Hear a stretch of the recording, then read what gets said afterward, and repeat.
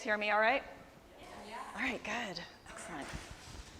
It's funny, I was just telling Kim, I was nervous about this talk because since I'm in the medical world and I write like 3 different kinds of things, like historical fiction and young adult fiction and nonfiction, medical stuff, essays or whatever, every time I do a talk, it is not like another talk. And I have to start from scratch, and I get nervous every single time. So bear with me. When Kim asked me, it was a really long time ago actually, there were a lot of pandemic shenanigans that put it off. But when I found out that the topic was depth, I thought, immediately my brain went to this sort of, let's get over here, immediately went over to this sort of scientific, mathematical definition of depth, right? So we tend to think in terms of 3 dimensions. When we're buying something, width, length, depth, right? So oftentimes a real common thing that we say, and I've already heard it said today, is that we tend to listen and like do things in 2 dimensions, and you got to really think in 3 dimensions. Like live spherically, you know, just make sure you go beyond, you know, that flat page when you're talking about other people or their experiences, you know, whatnot.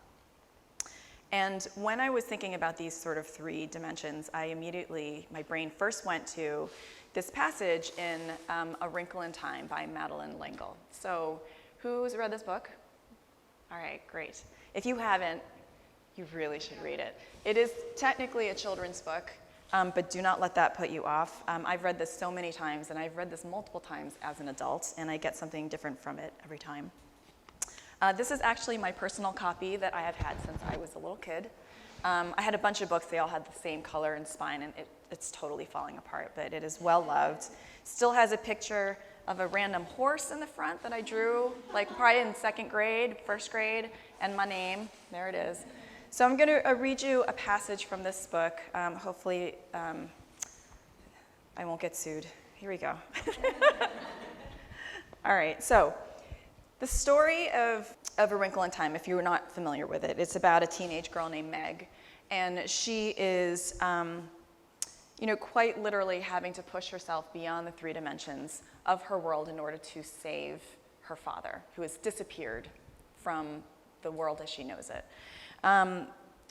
He has gone out to actually pursue a type of truth, and she learns in the process about good and evil and the existence of dimensions well beyond the ones that we perceive. So hers is a hero's journey. It's full of, you know, love and fear and anger and all sorts of things. And in the book, they do some traveling throughout the universe that happens sort of like, not in a split second, but very, very quick. They can go light years in moments. And they're trying to describe exactly how they do it, and they call it a tesseract. So I'm going to read you a little bit of an excerpt of what that means, and it's going to sort of guide our talk today. All right, so Mrs. Whatsit, who's sort of one of the 3 sages that's guiding them, she says, she holds up the edge of her skirt, like so. And she says, if a very small insect were to move from the section of skirt in Mrs. Who's right hand to that in her left, it would take quite a long walk for him if he had to walk straight across. Swiftly, Mrs. Who brought her hands, still holding the skirt together. Now you see, Mrs. Whatsit said, he would be there without that long trip, and this is how we travel. And she calls this a tesseract. And Meg is all confused, she just doesn't understand. And so her younger brother Charles tries to explain it with her. Okay, Charles says, what is the 1st dimension? Well, a line. Okay, and the 2nd dimension? Well, you would square the line, and a flat square would be in the 2nd dimension. And the 3rd? Well, you would square the 2nd dimension, and then the square wouldn't be flat anymore. It would have a bottom and sides and a top. And the 4th? Well, I guess if you want to put it into mathematical terms, you would square the square. I think what he means is square the cube. But you can't take a pencil and draw it the way you can with the first 3. I know it's got something to do with Einstein and time. I guess maybe you would call the 4th dimension time. That's right, Charles said. Good girl. Okay, then, for the 5th dimension, you would square the 4th, wouldn't you? I guess so. Well, the 5th dimension is a tesseract. You add that to the other 4 dimensions, and you can travel through space without having to go the long way around. In other words, to put it into Euclid or old-fashioned plane geometry, a straight line is not the shortest distance between 2 points. For a brief, illuminating second, Meg's face had the listening, probing expression that was so often seen on Charles's. "I see," she cried. "I got it. For just a moment, I got it. I can't possibly explain it now, but there, for a second, I saw it." So what I want us to do today is try to think of depth not as one of 3 parts of this living world that we live in, length, width, depth, the 3rd dimension, but as something that we wouldn't even consider because it's not right in front of us. It's not something that we live in that's comfortable and familiar. We have to go somewhere else to find that extra dimension. It is depth beyond depth. So since I'm a writer, I'm going to talk a little bit about the creation of my characters and the universes in which they live, because this is a good example, I think, of how I want to sort of bring this concept to life. So I have been writing for, 12, 13, 14 years now. When I started, I didn't know what I was doing. I didn't know how to plot a novel. I didn't know how to create characters. I didn't know any world building, none of that. And so one of the first things I did was I just would go online and I would learn from other bloggers. I was blogging at the time. And something came up which was using a character sheet. And it's kind of like filling out a form on like Match.com, where you're just trying to like sort of show your full-bodied and mental self like on a page. So character sheets are very much like this one. I didn't actually use this character sheet. I just found it on Google this past week.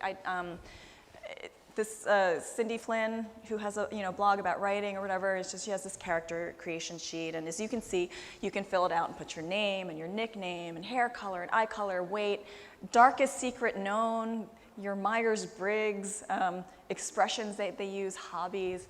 And I used to do this. I used to fill out these forms with my characters so that I could flesh them out and make them a little bit more real. But once I had filled the forms out, and I was staring at that like dreaded blank page, which is like my biggest fear in the world, I still couldn't write anything down with them. I couldn't make the characters speak. And so I would do what many writers do, which I'm sure you have experienced, which is that I sit in front of my computer and I just stare off into space for like long periods of time. And in my brain, I'm trying to let these characters do things. What would they do when they wake up and they brush their teeth and they get their coffee? What would they say to their loved ones? Like, that sort of a thing.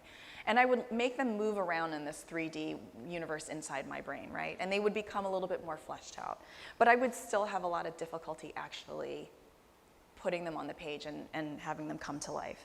And so one of the things is that I would do that really made a huge difference for me was in this sort of like finding the depth beyond the depth, was that I would try to really understand what those boundaries were that the characters had. I considered who they were and where they lived and what they did, and I recognized these as constraints, right?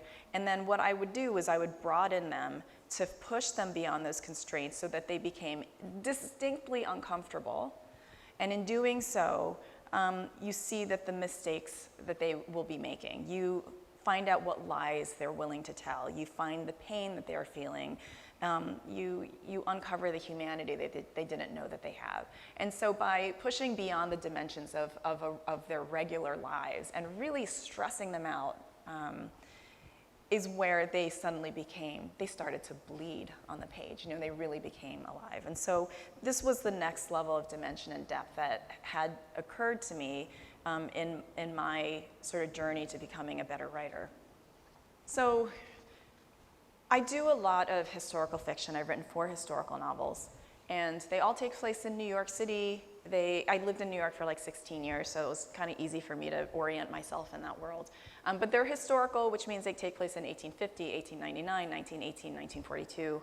And I had to do a ton of research. And I do research not just for historical novels. I do research in my daily work as a physician. I do research anytime I have to write one of my books on nonfiction, the history of medicine.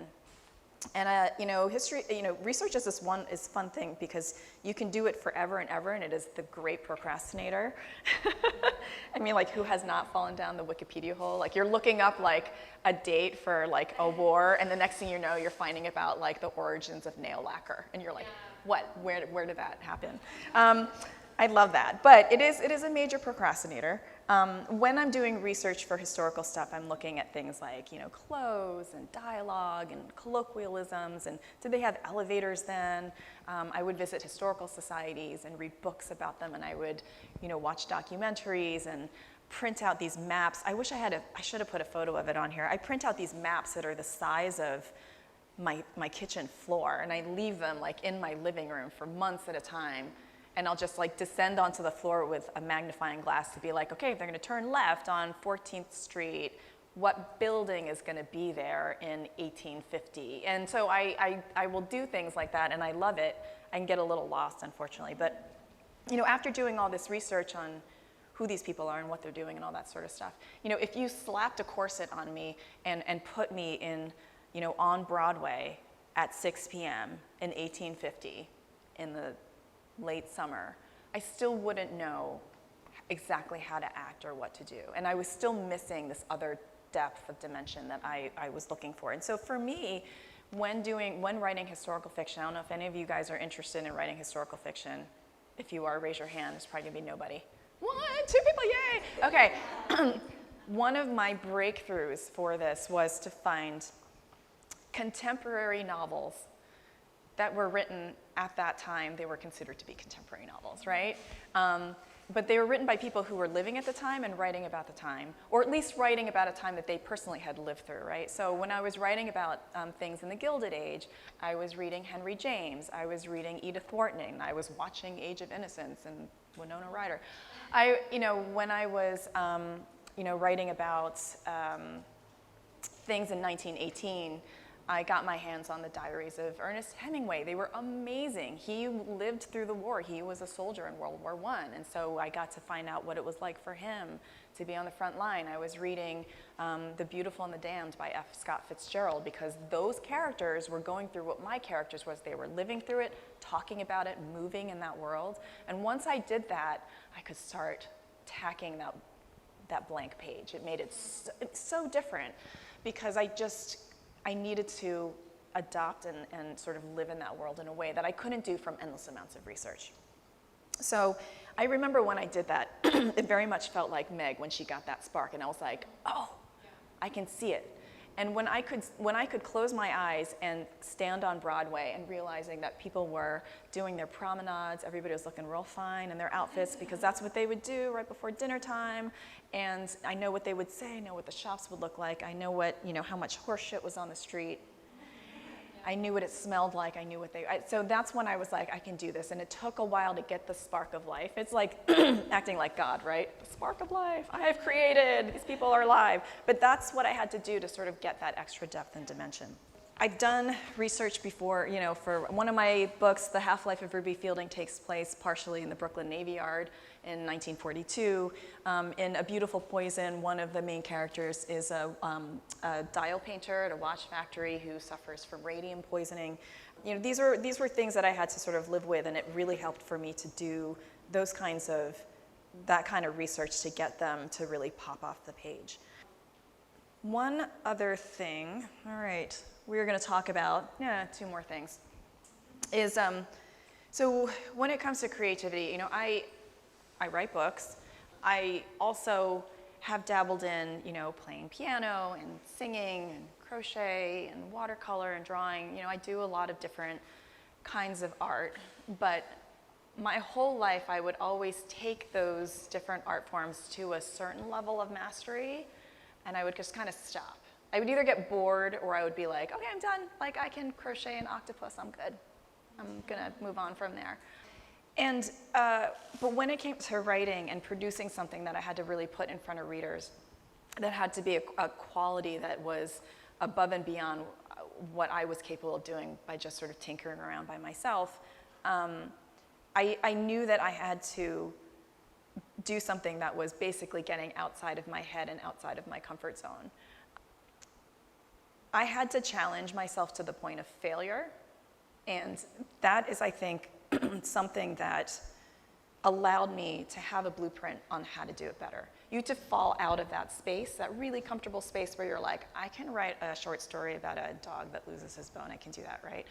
But if somebody's like, well, I need you to write a story about loss, and it's going to be 80,000 pages, and this is something that all your friends and your family and your colleagues and everybody else are going to read, and they are going to scrutinize it, and you need to put your absolute best out there. This is not about getting it just good enough.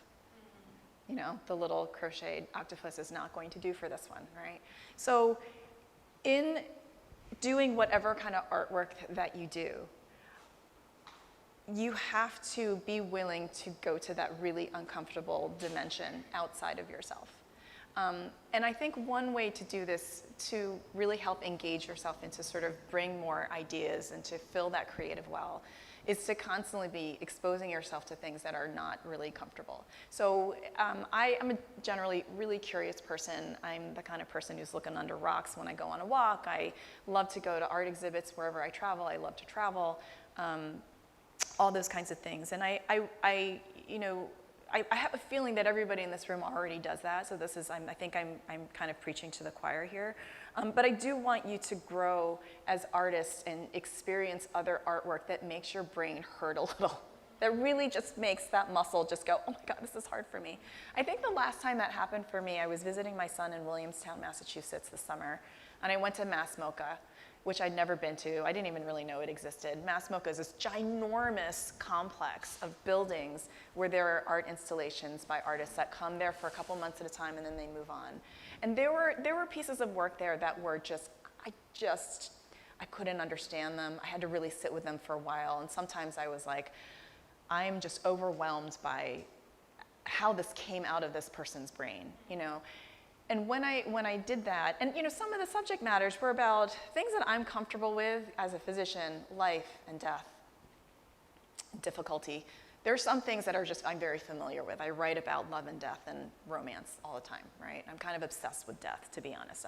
It's in every single one of my books. But there are other things that are far more difficult. The suffering of others from their perspective.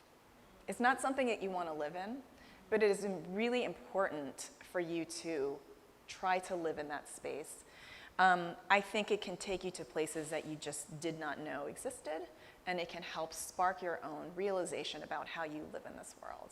And it can change your art for the good, absolutely. So absolutely challenge yourself to go to that level, to that other place that you didn't even know existed. You didn't know you could cube a cube. You didn't know that you could square time, right? But you do now. And it means that that there are existences and experiences outside of yours you had no idea existed, but they will make you a better person for knowing that you felt a little bit of that. Okay. Yeah, get out of your head. I don't even know. Let me see if this works. Is this gonna work? No, it doesn't. Those are actually videos of jellyfish I took this last weekend. I went to the aquarium, and I tend to stand in front of the jellyfish for a long period of time and just stare at them. This was one of the things that I think helped me. I wrote a book called Toxic, which was a young adult novel about a spaceship that is a sentient spaceship, and people live on the spaceship, and it looks like a huge jellyfish in space, and it's quite possibly capable of loving, quite possibly capable of murder. But this was a really big jump for me, and it really started with getting these bizarre ideas from places that I just didn't expect to find them. Try to think of those things that you're like, this is a little bit impossible, but sometimes the impossible is where you find that real magic moment. All right, so now I'm going to talk a little bit about yourself and depth. And this was the first thing that actually I thought about with this subject matter was like, how do we get more depth out of our very, very superficial existence? We live with our phones. I mean, you probably saw me just like constantly looking at my phone. Everything is happening in sound bites. Everything is happening in snippets. I don't know about all of you, but I know that my attention span has gotten shorter and shorter. It is hard for me to sometimes sit down and even finish a novel because I just don't have the patience for it. I don't want to belittle what ADD is, but I feel like it's becoming this thing, a collective ADD of society where we want things fast and immediate and on our doorstep, and there's information about this, we open up our phone apps and we just want the news article immediately, right? And we get it. So we need to figure out a way to slow down and find the depth beyond that. I knew when I was going to give this talk, I was going to be giving the talk to myself. So I do have to spend a good amount of time telling myself to put my phone down, to look up, to engage, to really appreciate what time we have. I feel like oftentimes our world is a very linear one, right? We are constantly, who didn't wake up this morning and think about okay, there's all this stuff I have to do today. There's a couple things I got to do this weekend. There's the stuff I have to do next week, next month, next 6 months. I am super busy. I am busy, busy, busy. And that is constantly on my brain, the future of what I have to do. Oftentimes you're reflecting on the past, right? Fond memories, things that you did before, memories. Sometimes they are bad memories. Sometimes they are things that are triggering the worst feelings in you, right? It's become kind of a cliche to be like, well, live in the present, right? The present doesn't actually exist. If you think about this sort of plane between the future and the past, it is like this second, not even, of time that you're constantly in, but really it's always like, oh, well, that just happened, or that's going to happen. It's very hard to sort of be there. But when it comes to that line, I want you to try to occasionally find the bravery to just step off of it. I think I decided at one point in time in 2009 that I was going to write a book. This wasn't just a slight left turn off of my usual course. This was me flying off into space. I was in medicine, I had kids, I was busy. I thought it would be a very irresponsible thing for a physician to write a young adult science fiction novel. I thought people would be like, I'm not going to go see her because her head is creating weird things. She can't possibly be a good doctor. I really had a problem with that.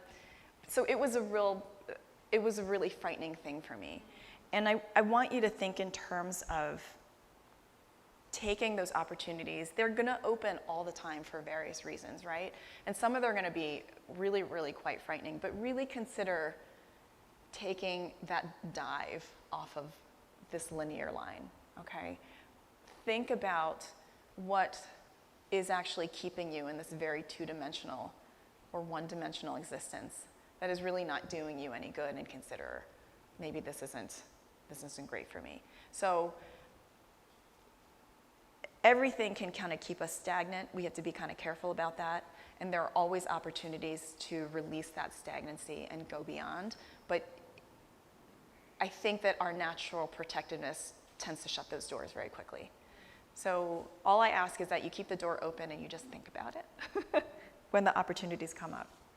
From day to day, just a little reminder to look at the small things, to see that our bodies and our minds are this metropolis of cells and electricity and electrolytes and biomes, and that we are these really miraculous, luminous beings. I also want you to sort of look at the macro and also recognize that we are these tiny little fragile things, and that when we are stuck in traffic on the way home from work, it is not that big of a deal. And how much that this little blue marble needs our care, okay, to get outside of yourself as well. But, most importantly, what I want you to do is to look and to listen, to be present, to be curious. There's a reason why this is a cliche, and it's because it's said over and over again, because we constantly need the reminder. What I want you to do is to try to find the tesseract in your world, in your work, in your creativity, in your lives, in places in the past and in the future. If you need to use a little magic, you can. I do this thing where when I'm trying to find a little moment for myself because I'm busy, going back to this photo here, I steal these snippets of time If you take an hour and you divide it in half, you get half an hour. If you divide that in half, you get 15 minutes. You divide that in half, you get 7.5 minutes, and so on and so forth. You can divide forever and ever into infinity, which basically means that every moment of time is an infinite moment. And so any time that I get to steal one of these little bits of experiences, I sit there and I think, I can live a lifetime in this couple of seconds. And I take it with me, and I make it count. So I want you guys to try to use a little of magic if you have to. Go past that third and into the fourth and fifth dimensions, and find the depth where you can. Thank you.